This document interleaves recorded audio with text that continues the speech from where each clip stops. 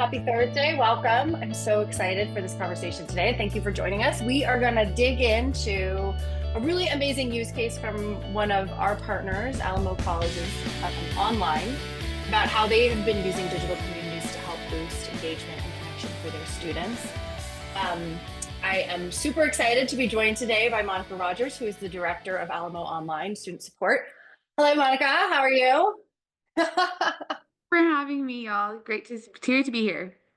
I'm going to ask you to introduce yourself and tell a little bit more about your background in 1 second. But before we do that, I am Katie Kapler, co-founder and CEO at Inscribe. We'll talk a little. If you're not familiar with Inscribe, don't worry. We're going to give you a little background on who we are, what we do in a minute. But I'm also joined today by two of my colleagues, Danielle Bonner, who runs all of our sales and marketing operations. She also keeps us very well organized in these webinars. So she's going to be the one monitoring the chat, seeing what questions come in. Please, please, please, let's make this as interactive as possible. So as you have questions, thoughts, comments, drop them in the chat. I will note that I think the chat defaults to just post to the moderators when you open it. So you might want to change that to post to everybody so everyone can see your wonderful comments. And then also Aaron Knox, who is our Chief Revenue Officer, is going to join us today and is been told to jump in with colorful commentary when he can. So hopefully this will be a fun conversation. The pressure. Monica, do us Monica, do us a favor and give everyone just a quick note on your background and your work at Alamo. Yeah, absolutely. I'll kind of get into it in the slide deck, but hello, everyone. My name is Monica Rogers. I am the director of Alamo Online Student Support. Unique role I oversee in this position. We are a district support at our district. We service 5 colleges, which I will get into later. But we really focus on our fully online. And so in my area or in my work, I lead the enrollment team that does onboarding for fully online students, as well as look at some of the retention strategies for that particular group as well. Awesome. Fantastic. Well, we're so excited to have you. And we would like to know who else we have. So if you don't mind just taking a minute to put into the chat who you are, where you're from, what brought you here today. I always like to say, what's the weather like where you are? Because for some reason, I'm totally obsessed with weather around the country. It is 70 and sunny in Denver, Colorado. Absolutely gorgeous, almost spring day here. So we are loving it. How is it in Texas? And Katie, as people put in chat, Monique, we see you have your hand raised, so please feel free to put your question in chat as well, and we'll be sure to answer. Thank you, Aaron. How's the weather in Texas, Monica? It is warmed up. It is so nice. It was cold at the beginning of the week, and then out of nowhere, we tend to have very weird weather. One day it is 30 degrees, the next it's 80. It's very strange. But I'm really excited. I see some people from Tucson. I actually am a U of A alumni. So I don't know if there's any basketball fans, but Big 12 tournaments going on. So it's a great season right now. I'm excited to be on spring break right now because we get to catch all the good games. So fun times. I should also give you an extra shout out for doing this on your spring break. So we appreciate that very much. No worries. I'm excited. And in case anyone's wondering, we are recording this, so we'll make sure that we get a copy out to everybody afterward. All right, cool. Well, let's jump in. So just as a quick overview of Inscribe, in case you aren't familiar, we are a virtual community platform. We are designed to help institutions create digital spaces where students can connect to ask questions, seek advice, and just build relationships with one another. We always talk about our platform as human first, technology enabled. And I think that'll be obvious as we go through this conversation today, why and how that is the case. But really our philosophy at Inscribe is that human connection is an essential part of the education journey. And for non-traditional learners, sometimes building those connections can be a little bit difficult. And so we want to help institutions be intentional about creating those opportunities, giving students the opportunity to do that. And then ultimately that leads to better outcomes and better retention and better success for our learners. If you want to learn more about us, I believe that QR code will take you to our website or something useful. It'll take you to our website. I also dropped the link in the chat as well. Thank you, Danielle. One of the things that we focus on very heavily, as you might imagine, is student sense of belonging. And as we all know, the sense of belonging or the feeling of being accepted, valued, and heard by your community is tightly correlated to the student's ability to succeed, not just in school, but even after they've left school and onto their career. This is a concept that has long-term positive outcomes for our learners. So this is a lot of what we focus on. We've done a ton of studies around it. So if anyone's interested in the chat and learning more about those studies or the work that we've done broadly, let me know. We can send you some additional information as well. And with that, I'm going to stop talking and turn it over to the star of the show. So Monica, do us a favor, and just for those who aren't familiar, I'm sure most people are, but give us just a little background on Alamo Colleges District and what you guys are about. Yeah, absolutely. The next slide will actually demonstrate that. We are a district. We services 5 colleges in our district, and the unique thing about us is we're actually independently accredited. And so as you can imagine, that can sometimes harvest some issue or some opportunities, right? I'm not going to say issues, but nonetheless, we offer over 500 programs. For our fully online, there's about a total of over 100 programs that can be taken fully online. We have over 100,000 students enrolled. This is with our credit and non-credit enrolled. Again, we have 5 campuses and we have about 8 offsite campuses. We have about 14 early high school programs. So we're a pretty big college, uniquely as some of the colleges that are showing up on screen in the chat. So very, very similar to some of the district sizes that I'm seeing jump on. Next slide. So uniquely, as I mentioned previously, we are a district support office. So Alamo Online does service all 5 colleges. And so our goal is to build the capacity for all 5 colleges. We do have a district or our chancellor organizational charge to grow enrollment, as well as the experience of the fully online a student population. Next slide will kind of demonstrate that. When we look at what our impact strategies are, again, this is really where we're focused on in terms of our organizational charges. We're looking at our enrollment. We're looking at the student experience. And so we have some areas in which we're designed to have that area focused on. Specifically, though, where we come in with Inscribe is really looking at our retention factors. In a couple of slides, we'll talk about some of the challenges that we were seeing, but we really wanted to utilize this community, which we've renamed as Alamo Online Communities. We actually had an opportunity for our students to do some renaming of this, and this is kind of what they voted on. But we really leverage this as a space for belonging, as Katie mentioned, but we really tried to really understand what it looks like for retention. So I'll kind of tell you and share some data regarding our retention within this tool. Next slide. Awesome. Yeah. So again, just kind of giving you some background, yeah, no worries. We are at about 16,000. Yeah, you can see our growth in the last 4 years, 5 years. We've grown over 50% for fully online. So again, we know that it's a space that we need to pay attention to. Next slide. This is kind of what our population looks like. And again, as you all know, it's important to put a name to the face. And so this is where we really try to understand who our student is. In the state of Texas, obviously, we do have a new funding source, a new funding model. And so really understanding who our profile is really helps us with the persistence. One of the things that we're really focused in and utilizing this community is for our student parents. We also have a profile that is our non-persisting student. And uniquely enough, 60% of our students that return are students. So we know that they're a huge game changer. We know that they're persisting. And so again, understanding who our student is, we know that we can service and seek their needs. Next slide. And look at the diversity of what you guys are supporting here, which is right. Not only the diversity across all the campuses that you're serving, but in terms of the demographic information, which is, how do you create this personalized experience that everybody feels like they can lean into? That can be a real opportunity, as you as you said. Absolutely. So just speaking of that, I was just going to say, let's dig in a little bit to understand. And I think as you reflect on some of the challenges that you guys are facing, I'm guessing these are going to be things that resonate across the board with our audience. And so I'm curious, audience, as we go through the next slide, let us know, thumbs up or +1 if this is stuff that you're seeing as well. Absolutely. So one of the things that we really tried to focus on fall 23 is, again, we utilized some of the surveys that we were collecting. So we participate in the priority for survey for online learners. And we also participated in the PACE grant. And so we had an opportunity to do some focus groups, some additional surveying, and we really got a sense of where our students were facing some challenges.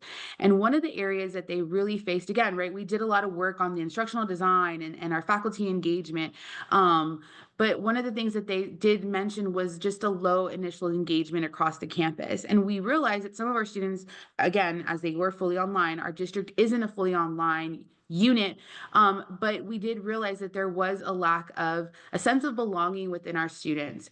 And so as we started realizing some of the challenges that they're facing, we knew that we needed to get a tool to provide for them for a safe space so they could feel that. And so we brought in Inscribe. Next. Yeah.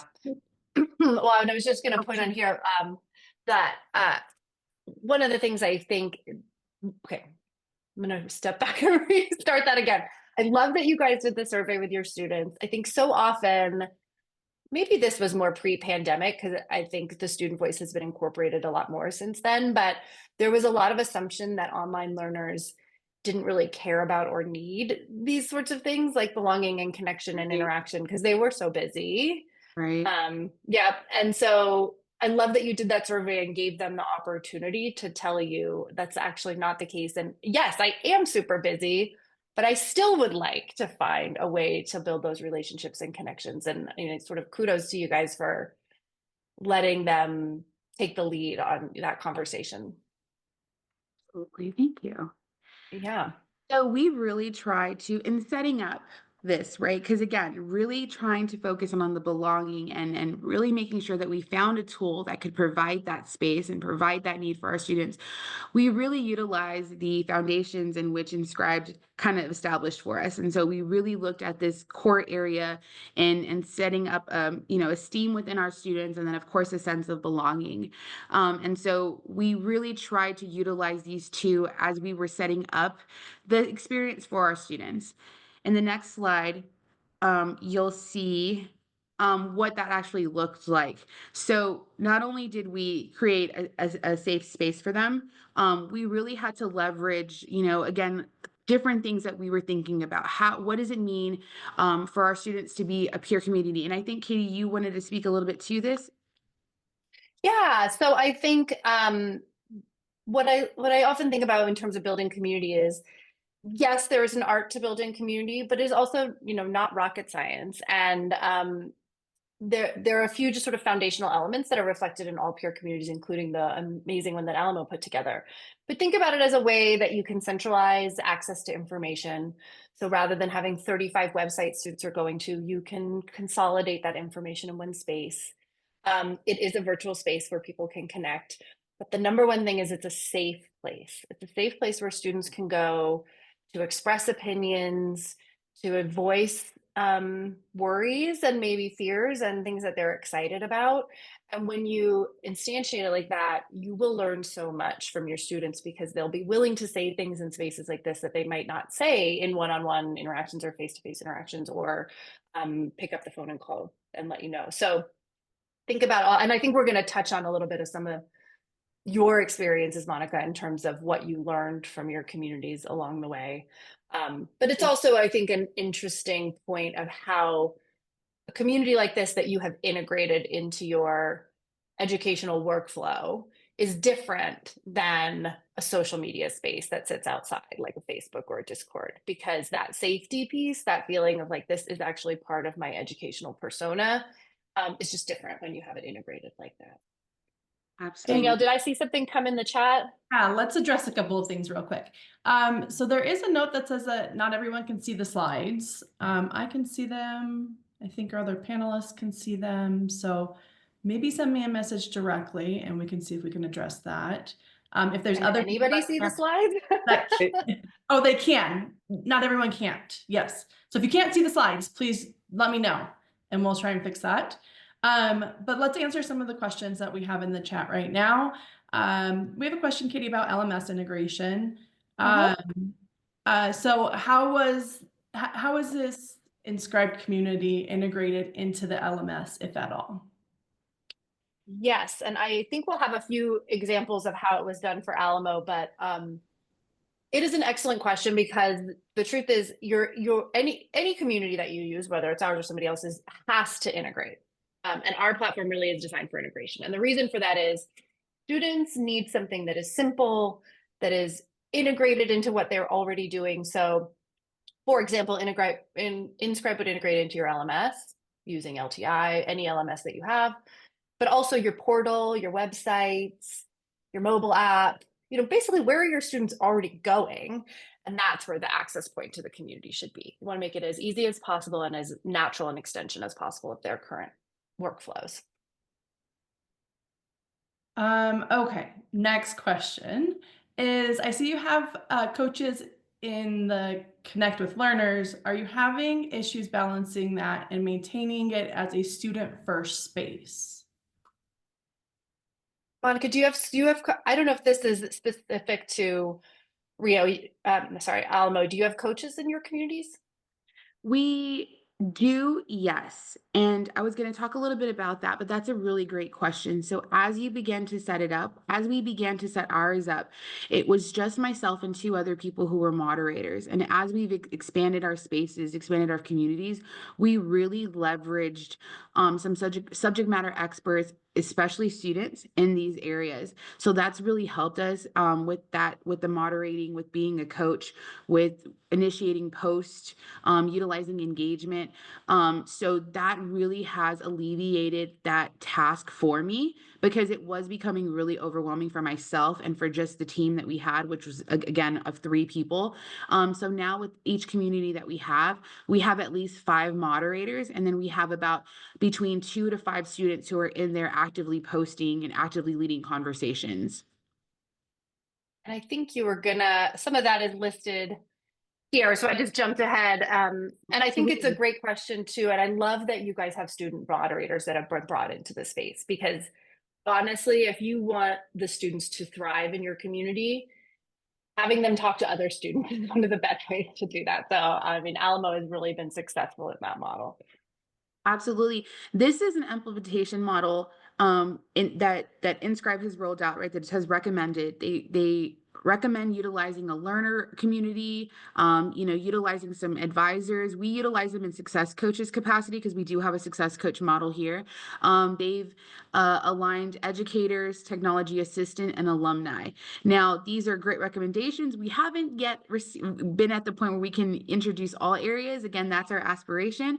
But the next slide demonstrates where we have implemented some of the communities. So in fall 2023, again, this is when we started in October, we really just launched a general community, which was learner focused. This was an opportunity for us to just kind of gauge and really learn. We just wanted to kind of assess how our students were utilizing this, and then kind of go back and tweak our model and really tweak our communities and provide those spaces. So we didn't have any channels built out. We just had one general community. In that, again, the great thing about Inscribe is you can pull data that shows you what is trending, what are your users saying, when are they coming in, and so we really utilize that data to again move forward with how we were building out our communities, and again, you also leveraging our survey data as well. So in fall 2024, we actually expanded our general community and we utilized 2 channels. One was our transfer channel. Because we are a community college, we have a large portion of our students who are taking courses to transfer to a university level. And so again, really making sure that aligns with our retention strategies, of course, and our completion strategies to make sure that our students are being informed, and it's great information that they're sharing with each other. Another space that we created as well was parent channel. We were our parent students are very active and constantly advocating for themselves, which we love, and so we wanted to make sure that we provided a space for them. Later, we utilized again the model that Inscribed recommended, and we created a space for our success coaches. Again, not our advisors yet. That is our aspiration. We do have a very large advising model, so we do have some work around that and getting them involved and getting them trained. But we do have a success coaching which assists our advisors, and so students that are participating in that pilot, they do have their own community, and then we also have some that are based on educators, which are just educators which this really specifically focuses on programs. And so uniquely, we have launched 4 bachelor programs within Alamo. And so 2 of our programs express dire need to have a safe space for our students because they are fully online programs. And so we were able to open up 2 communities. What they're doing in these communities is amazing. And I'll share later on if you're here to gain some ideas on how do we utilize these communities? What can we do with our students? I can talk to you a little bit about that later on. And share some of the insights that faculty is also doing as well to engage our students. That's awesome. And then, so just as a clarification, what this is a reflection of the different types of communities you could have over time. So it's sort of a different ways that you can use Inscribe to address needs of students at different points in the education journey. And here, what we're seeing is that Alamo has created a learner-focused community, which is sort of a peer community. Just nomenclature-wise, a channel is like a subgroup. So within that community, there's a smaller subgroup for transfer students and parent students. And then you've launched a separate community for your success coaches and for some of these educational programs. Is that fair? Yes. You guys have made a lot of progress in a short amount of time. I think that's so fantastic. And again, kudos to your team, right? Because your team is constantly helping us. And, again, I wanted to say this on the call, but, the great thing about we're here building a sense of community, I've actually been able to work with a partner at Rio to help us kind of get ideas and talk about how they set this up. So again, while we're talking about utilizing communities, definitely utilize the community here. So it's been a very successful launch. We've had a good experience. I love that you said that. Yes, we like to live our own mantra if we can. So, and I'm happy that that worked out. Danielle, I just wanted to double check that we got through all the questions. We just had a question come in. I also have some clarification about the slides. Yeah, there's a couple of questions. I do have some clarification about the slides. As we're speaking today, if a visual comes up on the screen, if we could just go ahead and explain what the visual is on the screen, just in case there's anybody that's visually impaired on the call as well. Gotcha. Yes, thank you, Danielle. So the question that we have in the chat at the moment is, do students opt into the community themselves, or how are they accessing the community? Great question. I think in our next slide, we'll actually get into that. So we have a couple of ways in which we landed. And again, we really try to utilize, there's so many different ideas, unique ideas in which how students can actually get into this. One of the ways that some of the colleges and some of the universities are utilizing it is as soon as students are registered, they have access to this, or they're actually loaded automatically into this. We're a little bit different in the sense that our students, because again, our students can be swirlers in and out of the fully online experience. This is open to all students, but we really try to focus on our fully online population. And so a couple of strategies that we've tried, students have access to this immediately once they get their unique ID credentials to the school. So students have to find their way to it, but we do advertise that. So there's a couple of ways. We put it in their student systems, and ours is called ACEs. And so as a student is going through the enrollment checklist, there's a hub there that students can identify, and so they can land in there. And we have seen students utilize that for the onboarding piece, and there is conversations on the onboarding piece. Naturally, that has occurred. We have not tried to utilize that because, again, we really wanted to focus on students that were in the program, right? We're not there yet, but we have seen that natural shift. So that's one way students get in. We also have access for students that are currently enrolled. There's a couple of ways. Again, utilizing the ACEs hub in their link, or I'm sorry, in their tab, in their student tab, that shows all of their courses, access to their advisor, access to their schedule. We've put the hub right there as well. So they have 2 spaces in that system to access us, and we see students utilizing that. Not only that, we've created a website that kind of shares what this platform is. We've created a video. So this is a demonstration of what our website looks like. And if you would like to put the link in the chat, it kind of talks about what it is. It has access to some FAQs, and there's also a video in case some students want to know, how do we access this? And it also talks about the fact that they can utilize this through mobile. And so students, what we've realized in the last 2 or 3 years, again, again in survey data is that while, yes, we do have an overwhelming sense of access to websites and we're constantly sharing them to websites, I think sometimes they want to verify if things are real. And so we realized within the first 2 or 3 months when we were getting questions like, what is this? We knew we needed a source of truth. And so we created this space so that they understood what it was and that it was connected to us.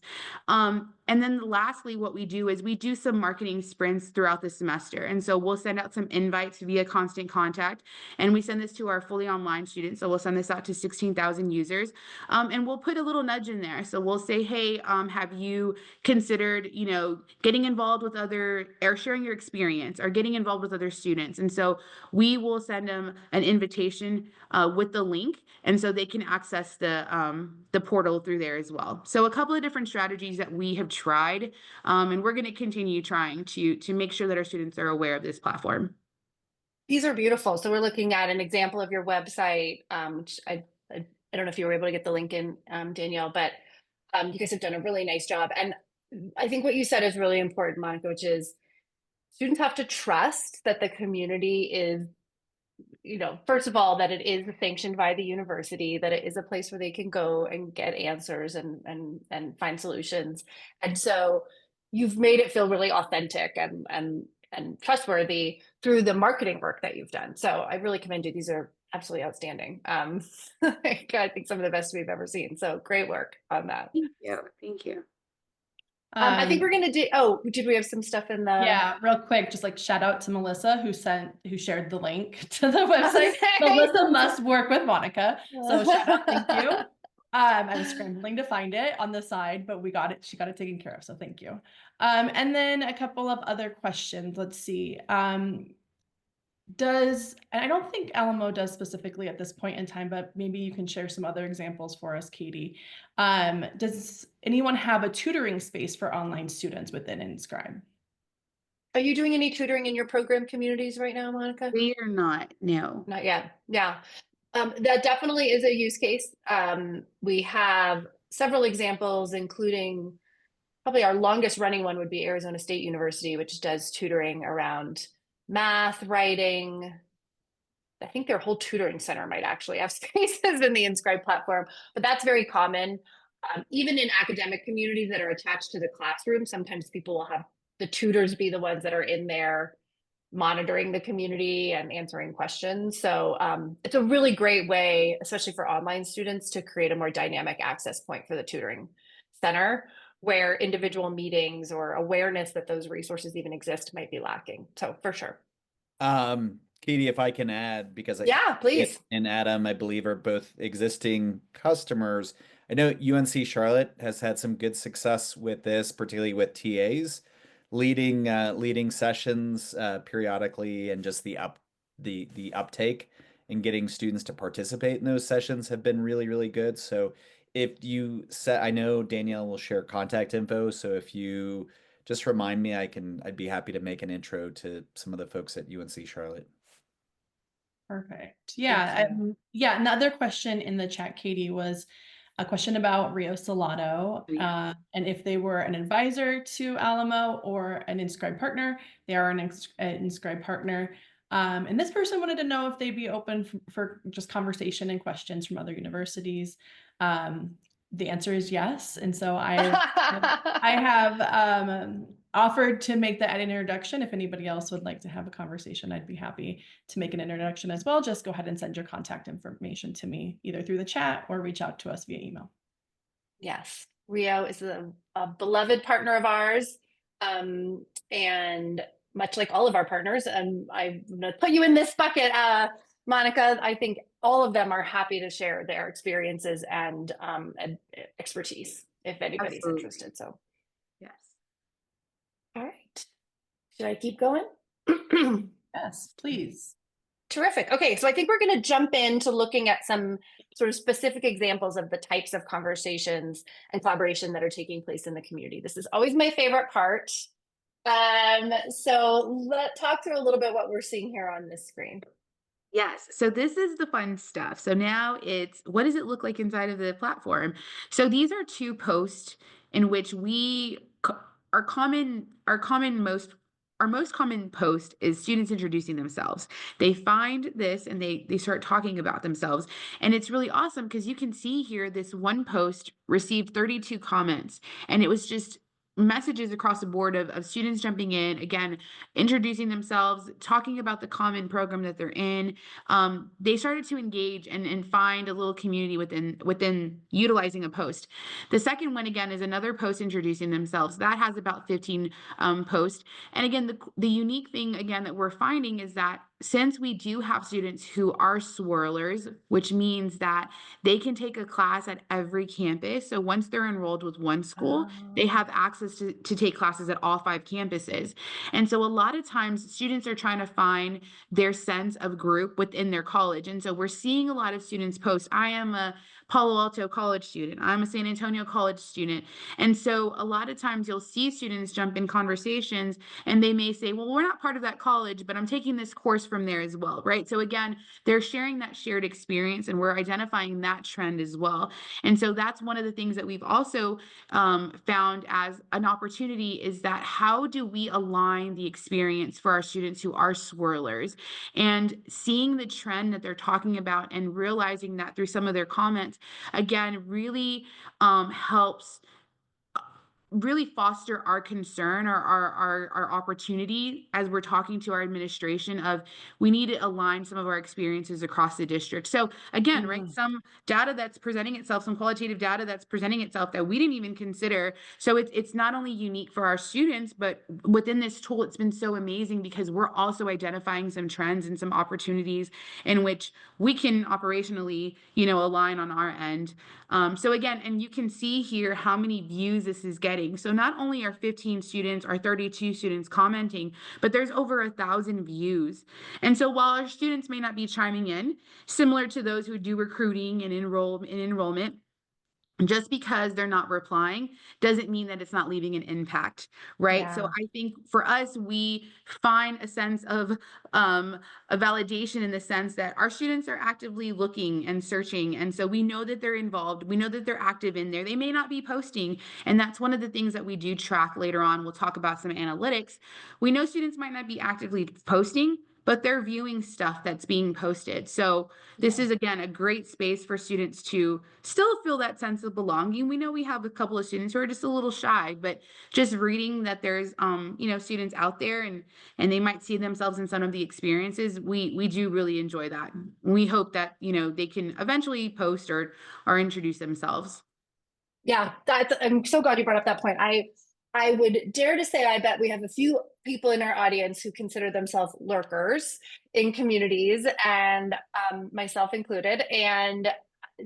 But I consider myself a member of a lot of online communities. I just might not be the one posting all the time, and I get a ton of benefit out of it. And so really we always say, like, honor the lurker, know that they are also getting value out of these spaces. So I'm so happy that you said that. Here's an example, I think, of so this is, I think, an example of Rosie popping in, which our audience probably doesn't know about Rosie. Do you want me to do a 5-second on that, or? Absolutely.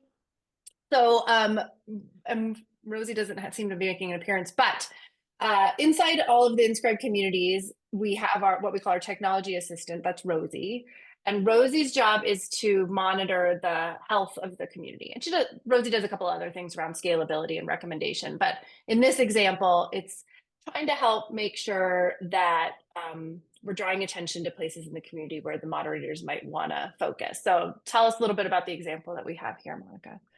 Absolutely. So in working with Inscribe, we, and again, kudos to Jeannie because she is constantly answering my questions at all hours. I absolutely appreciate her so much. But we together built out, there's a template of different words that, again, this is where we had some reservation about what students were posting, right? Because similar to, I'm going to be very vulnerable, right? Similar to other social media outlets, which again, this mocks that, but it's not that. We were a little bit fearful of what students would be posting.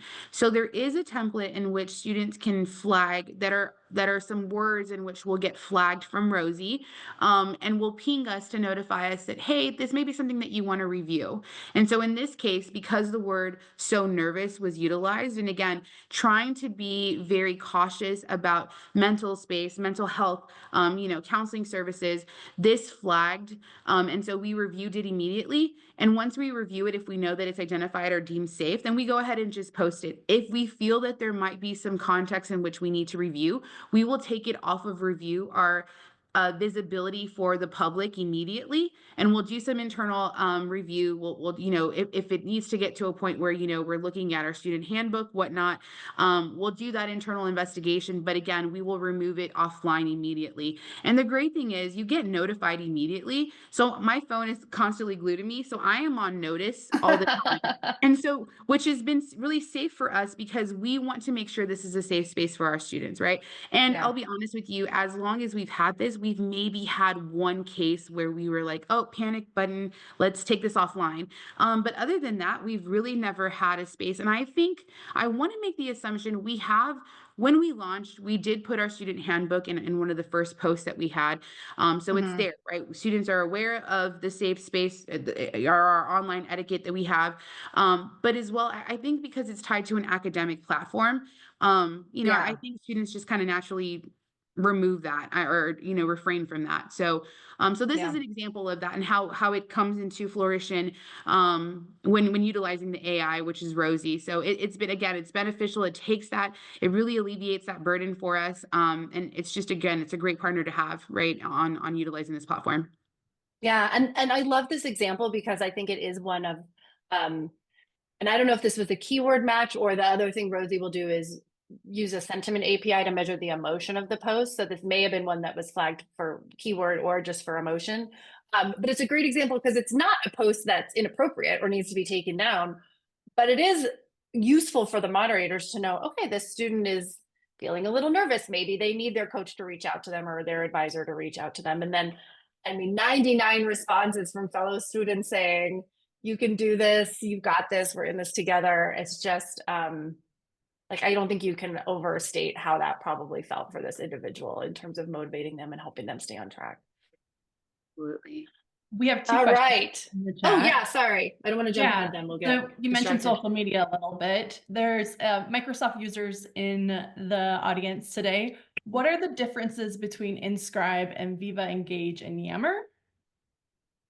Well, Yammer is being discontinued, so Inscribe will still be available. I don't think I know the other. I'm actually not familiar with the other. It might be Viva Engage / Yammer.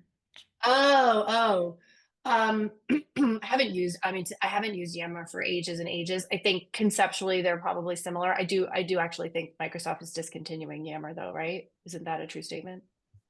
I don't know. I might just be like making up facts. Yes.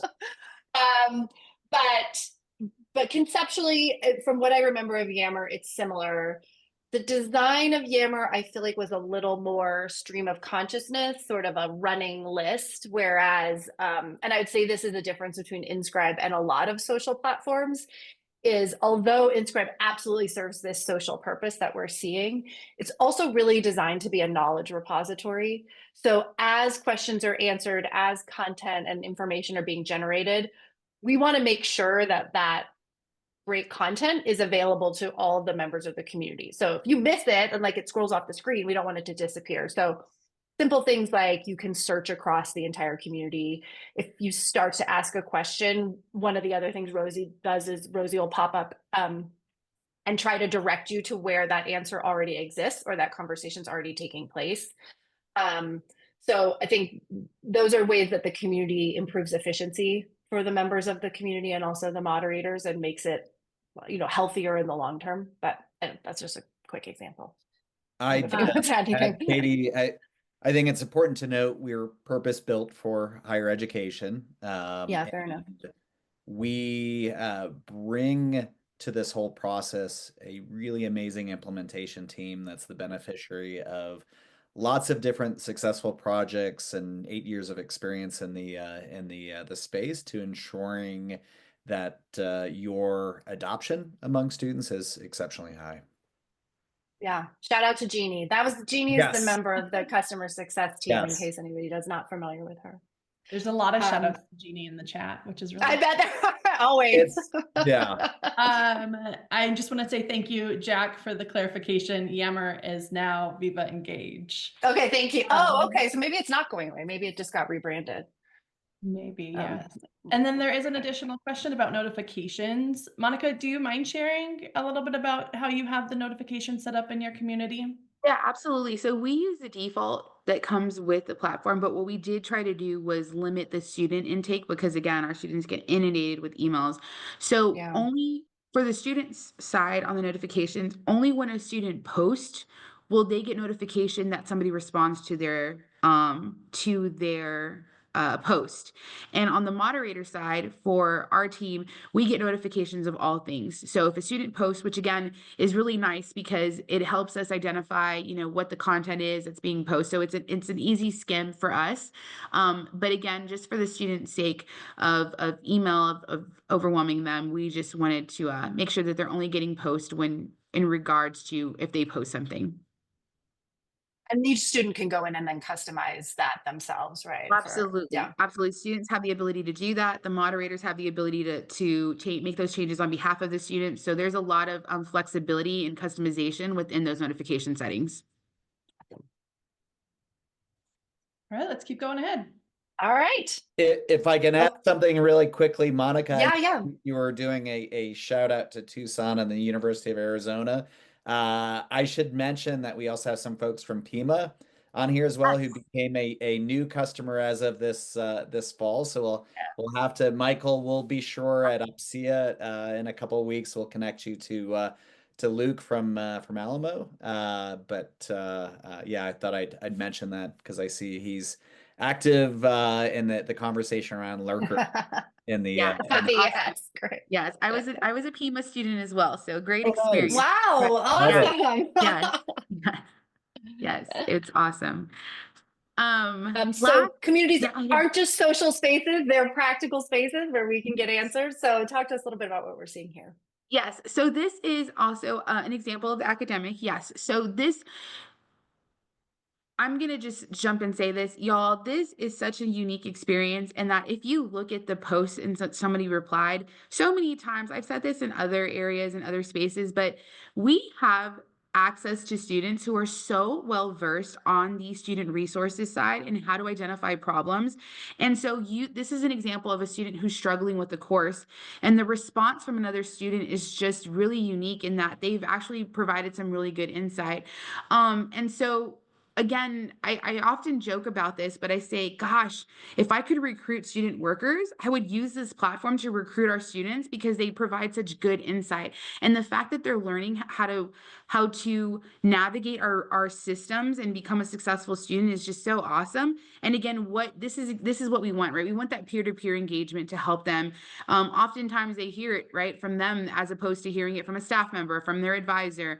It's just a little bit more relatable. So you can see the response on the bottom that is just really grateful for that time that they've put into providing a really good answer and helping them identify or solve that problem. And so we have areas in which a student will pose a question or about their struggles in the academic side. They're struggling with the course. Where can I go get tutoring?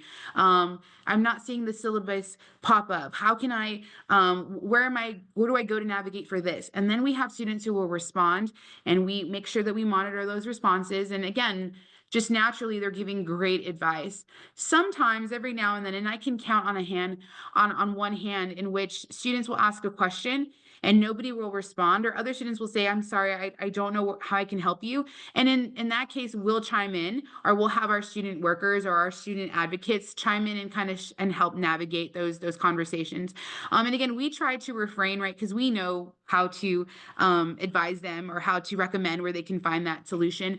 But we really try to refrain from one of the things that Katie has said, and we really try to honor this, is they'd rather hear from a peer and they feel more inclined to engage when they feel it's a safe space, where if they're seeing staff members come in and moderators come in, right? Sometimes students are a little bit more reserved. And so we really try to stay true to that. So we'll only jump in when we need to. But this is an example of the conversations in which students will have kind of seeking help on an academic challenge.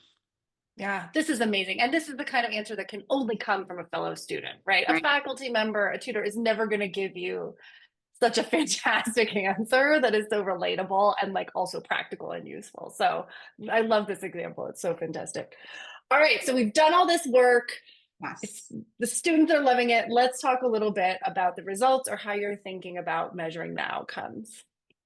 Yeah, absolutely. So one of the things that we look at, of course, is our engagement.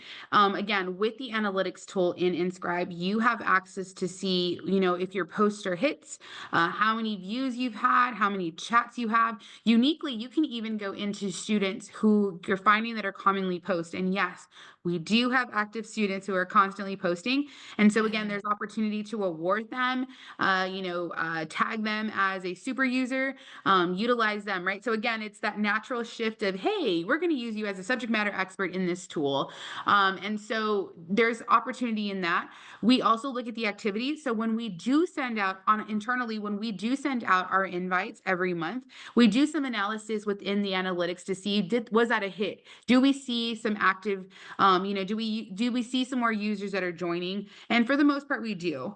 On the retention side, and again, these are just some of the analytics that we're utilizing with just the tool, right? Just the common, is it working, is it not type of thing.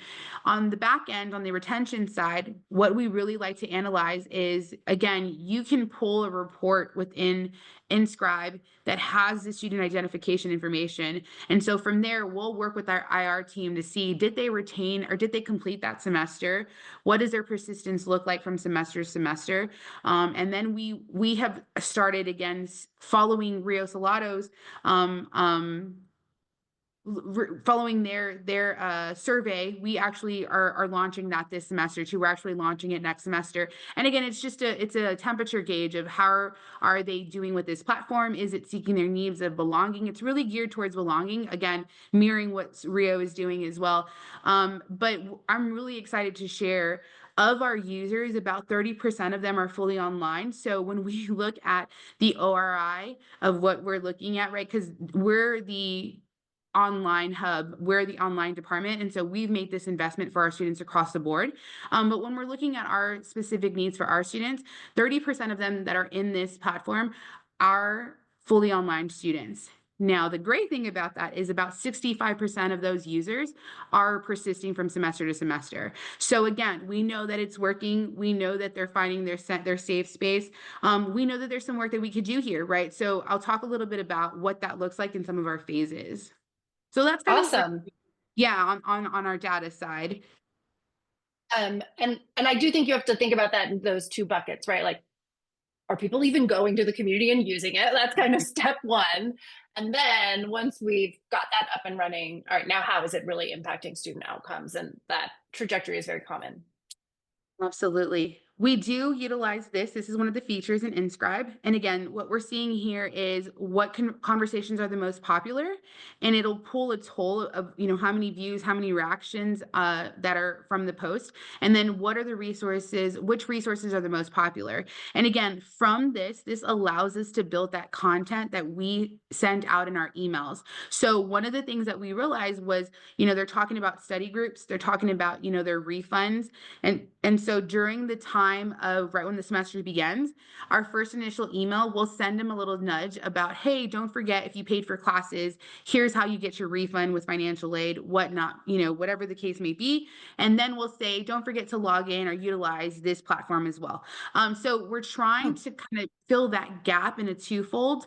But we want to make sure, again, in the beginning, we really try to put resources in the platform, but we kind of pulled back from that. And now we're only doing it maybe once every 2 months, where before we were doing it twice a month. But again, we noticed that students weren't replying. And I think it's because they felt, well, this is too marketed, right? It looked very different from a general post from a student. They could see that it was a moderator moderator, right? We would brand it, we would put an image, we would put our logo, our branding. And so we knew students were viewing it, but it wasn't getting as much traction. So when we started doing our email launches, we were getting more open rates. And so we figured that was working on that end. So we're going to stick to that. But again, we are utilizing the features within InScribe to really understand what the needs are. And so this is a feature that really shows us what students are talking about. And as you can see, it really ties into a lot of the money aspects, which rightfully Yeah. rightfully Well, so. I understand. always thinking about money, which yes, no Absolutely. surprises there, right? Absolutely. This is a And this is demonstration kind of going of back the to your analytics. sorry, go ahead. Yes. Yeah, no, go ahead. No, I was going to say exactly what you were about to say. So go ahead, please. I'm so sorry, Katie. No, it's totally me. My fault. This is an example of those analytics. As you can see how many active members are in there. You can see how many new members have come in. We try to run this almost every month just so we can kind of gauge. You can see how many items they're viewing. You can see the conversations, all the great stuff. And again, you can see on the bottom image on how there is some, some elevated posts. And again, those are usually around the time that we're sending out emails. And so you can see how, students will get really active when we kind of nudge them. And I'm not saying that that's the only thing that's really helping them. It might also be the time of semester, because again, that's usually around the time that we start. But again, just some different opportunities and how you can utilize this to track your engagement, look at the student participation, and then of course, just really optimizing the opportunities that you have from this data. Yeah, impressed to see that you had any activity at all over Christmas, because normally that just flatlines for like a week and a half. No, this is great. And I think this data can all be exported from the platform. So if you do have other data you want to combine it with, it's really easy to do that. All right. So what's next for you? Yes. So we are really excited. Again, we are really trying to understand. We are right now we are focused out on closing phase 1, our discovery and implementation and goal setting, really understanding what our metrics are. Again, we have talked a little bit about retention. Our goal is always 70%. So we know we need to close a little bit more gaps with that. But the other thing that we really want to understand is, what is that user? Again, we identify profiles for everything that we do at Alamo Online. But we want to understand what that looks like. Who is our profile? Who is our student that's really utilizing this? Again, we can make assumptions because we see a lot of students coming in that say, I'm the 40-year-old coming back. I'm the 50-year-old coming back. Right. But again, we really want to understand so we can meet their needs. We're doing a little bit more in community engagement. So we are launching, again, some more campaigns around that. One of the really cool things that one of our community is doing is an Ask Me Anything type series. So again, really closing the gap for our students. One of the areas that we're seeing externally outside of the platform is how to make an appointment with their advisors. Where do I go for tutoring services, right? So we want to do a campaign where we're doing with our student advisory board, because again, we want to make sure that it's not staff related, but have our students kind of do an Ask Me Anything live. And there's a live feature within InScribe that we really have not taken advantage of, but we really hope to do that beginning next month. And so every month we plan on doing a live that's going to highlight a resource around campuses that students can get more familiar with. Where to go for advising, for example, will be our first launch. Our second one will be look at the tutoring services, how you can access some online support, not necessarily having to visit our campus. And again, our student advisory board will be leading this. So we're hoping that there will be more opportunity for students to get engaged and ask those questions. Awesome. And then lastly, in phase 2, another thing that we're doing is a faculty series within our programs. So with our bachelor's programs, some of the faculty members really want to get to know their students because it is a fully online program, which is very new because we have not done bachelor's programs. And so we're going to do a faculty highlight every month as well. And so this is a little bit smaller. The communities within those areas are about 500 students only. So we can do a little bit more, faculty type highlight, a little bit more engagement because it is strictly open to those programs alone. But this gives students something to look forward to when they're getting to those upper division courses. So we're trying to do something to kind of get them ready, get them geared for what it looks like to be a student at that level. And then lastly, again, as I mentioned, we are rolling this out very in phases. So right now we're kind of looking at fully online students that are in fully online programs. Because remember, like I mentioned earlier, we do get a lot of swirlers who come in and out of fully online. And maybe that they're in a program doing prerequisites for nursing, for example, but our nursing programs are not fully online. And so we haven't front loaded them into these programs because we know that they're not an intended fully online student. In the future, our goal is to load all students that are taking classes fully online. And again, right, understand what those needs are. But for us, we really like to do things in phases because as you begin to load thousands and thousands of students, it comes a little bit more daunting for you to manage on the moderator side. And again, we really want to be intentional about seeking the needs and meeting the needs of our students. So that's kind of what it looks like for us in the future. So we're really excited. Awesome. Yeah. So great things to come. Lots of great work to do. We're excited to be part of that partnership, working to help achieve those goals. It's just been such a fun engagement. I appreciate you being here to share that story with everybody. Before we wrap up today, I just wanted to welcome Erin to the table to talk a little bit about if there's anyone out there who's thinking about this type of model or is curious about Inscribe, just to give you a sense of how the value proposition works at a higher level and how it can be advantageous economically for your institution. So Erin, if you don't mind just taking a couple minutes, I know we're getting close to time. Sure, absolutely. And there is a question from Gloria that I want to make sure we answer before. Oh yes, thank you. What do you count as engagement? Is it the active members or number of views? For us, we use active members. Since we're not front loading them, they have to log in initially. So we'll call that an active member. Terrific. Thank you. Great. So if I look at, I think we peaked at about 70 people on this webinar, which is terrific. We have community colleges. I see large onlines. I see private institutions. I see state institutions, some that are existing customers, some that are soon to be customers. Natasha, I see you. And others that we've never spoken with before. So this is my very brief pitch for Inscribe. But the one thing that's common across all of those is you all have communities, and Inscribe is really a tool that's intended to tap into the power of those communities to drive positive outcomes. I think the other piece of this, hi Natasha, the other piece of this is also you don't have the luxury of, when you think about technology, acquiring nice to haves, things that are sort of somewhat helpful but don't really move the needle. And so with Inscribe, we're constantly thinking about what are the outcomes that we want to drive to, and how do we continue to support the product, continue to engineer it in a way that really impacts things like student retention, things like the impact on sort of student performance outcomes. We're also thinking about how do we help you do more with less. We know that that's a very, very common theme that I don't know will ever get better in higher education, but being able to tap into that community, to tap into that shared wisdom across peers, across faculty, staff, students, alumni, to drive these outcomes. So you see some of these, and we'll share the recording, but very tangible impact on persistence at UNT, UMGC, student performance outcomes at Arizona State, and then very tangible impacts on sense of belonging and peer connectedness at Rio Salado, which we heard a little bit about today from that Monica referenced. If we go to the next slide, I think one of the other things, we'll skip that slide, but I think one of the, sorry. no, that's okay. We can skip that for time. Really, when you think about the cost of Inscribe, we're exceptionally reasonable in comparison to the number of students that you need to retain for the system to pay for itself. So we will continue to be focused on delivering really strong return on investments for our customers.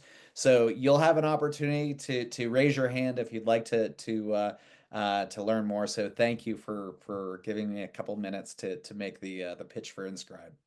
Thanks, Erin. I appreciate it. Yeah, so if you are interested in learning more, definitely drop your name in the chat, reach out to us. More than anything, I just want to thank you, Monica, for being here and sharing your story. It was so fabulous. And like I said, I'm so excited for our continued journey working together. So, and I hope you enjoy the rest of your spring break. Thanks for taking some time in the middle of all of that. We also have recently put together a guide on community building and strategies for that we think are useful across the board. So I believe Danielle will drop that in the chat. We'll also send that as a follow-up to this conversation today. And then, yes, we would love to hear from you. So if you're interested, please reach out to us. Here's my contact information, or I always say, you know, I'm easy to find on LinkedIn and I'm active on LinkedIn. So that's a great place to connect with me or with Aaron. And yeah, we appreciate you spending some time with us today and look forward to ongoing conversations. Oh, we will be at UPSIA in a couple of weeks. So anybody who's going to be at UPSIA, please come find us. It's in our hometown. So we're excited about that. And yeah, just looking forward to that. So thank you so much.